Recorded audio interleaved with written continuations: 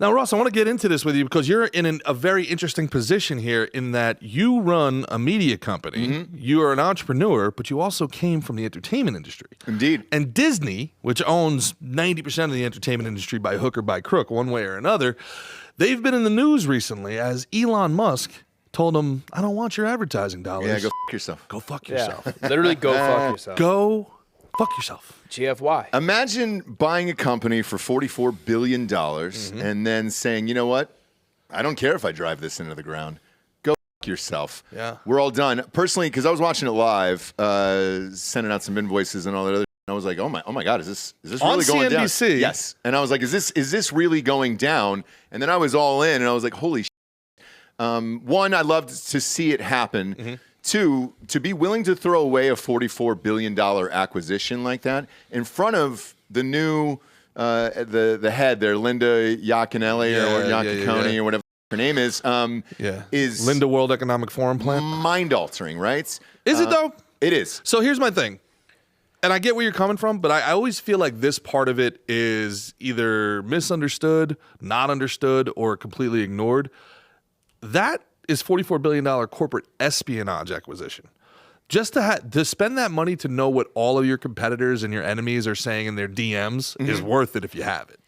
If you got it, right? But then you got to do something else with it. And the problem is when you have shareholders and everything to report to and all that stuff. Well, you privatized it. Well, I know, but then you got to keep the lights on with all the storage and everything else. I mean, it's expensive as shit because now they're doing videos.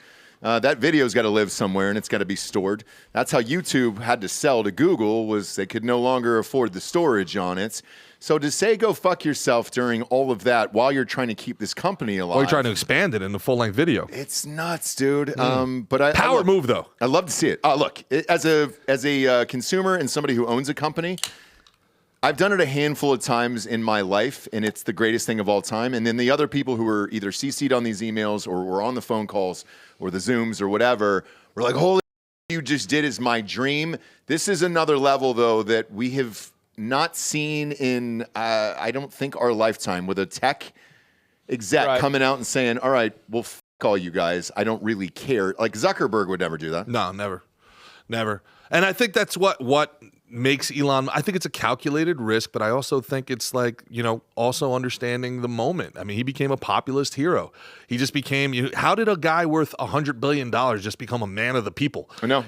Stone Cold Steve Autism was born. Yeah. Like he's just, go fuck yourself. He bags 2 Coors Lights together, pours them, It was awesome to watch. But again, you go to the top dogs, like a Bezos would never do that. Too worried about profits, everything else. All these guys, Hollywood executives, sports teams, franchises, all that shit.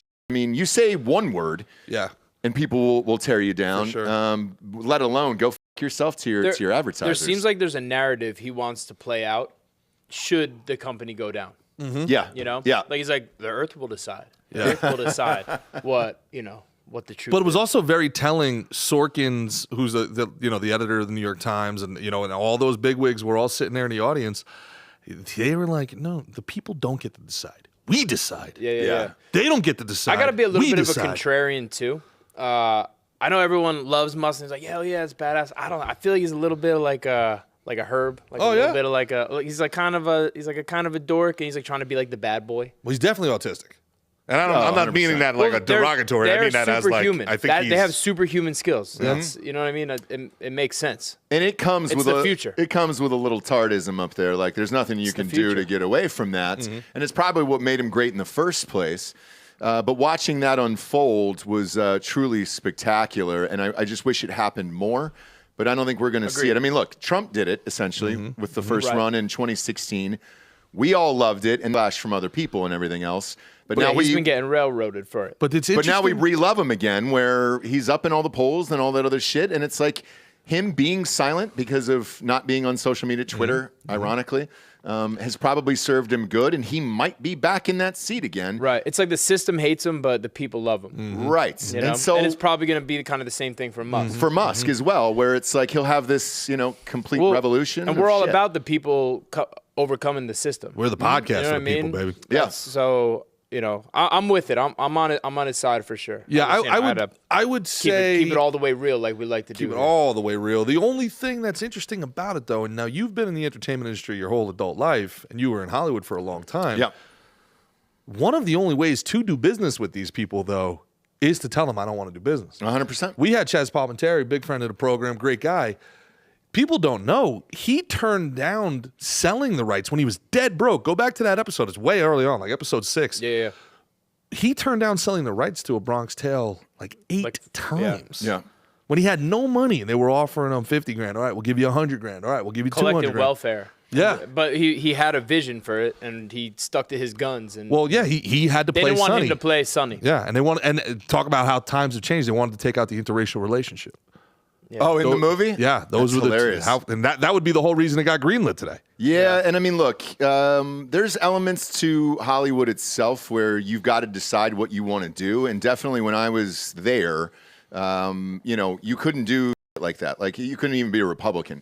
So there was a secret group they used to meet called FOA. It was called Friends of Abe. Oh yeah, that's Gary Sinise, right? Well, it used to be back in the day, so Yeah. it's no longer. When Trump got in, they disbanded it, and some people didn't like him in the Republican side, and some people didn't, and others were just afraid if they got caught at something like that of like, hey, if you supported Trump from 16 on out in Hollywood, you were done. You could be a pedophile, but not a Republican. Yeah, correct. That's. And so I went. Actually, I think Caitlyn Bruce Jenner said that. She said, was it hard to transition coming out? She said, no, it was way harder coming out as a Republican. And it wasn't a joke. No, that's serious. Yeah. But I went to one of the FOAs. I got invited, so I went. It was a once-a-month thing, and it was like a brunch. Who was everyone that was there? I can tell you who was there. Name names. Yeah, I'll name names. So the person took me. Don't give us Kevin Sorbo either. Everybody knows that. He took me. Okay. So I went. Yeah, I did a movie with Kevin. So he what's took up. me, and I didn't know it existed. I had no idea. But you're looking at there were some big guys there. There was Tell us who all the cool people are. Ron Howard.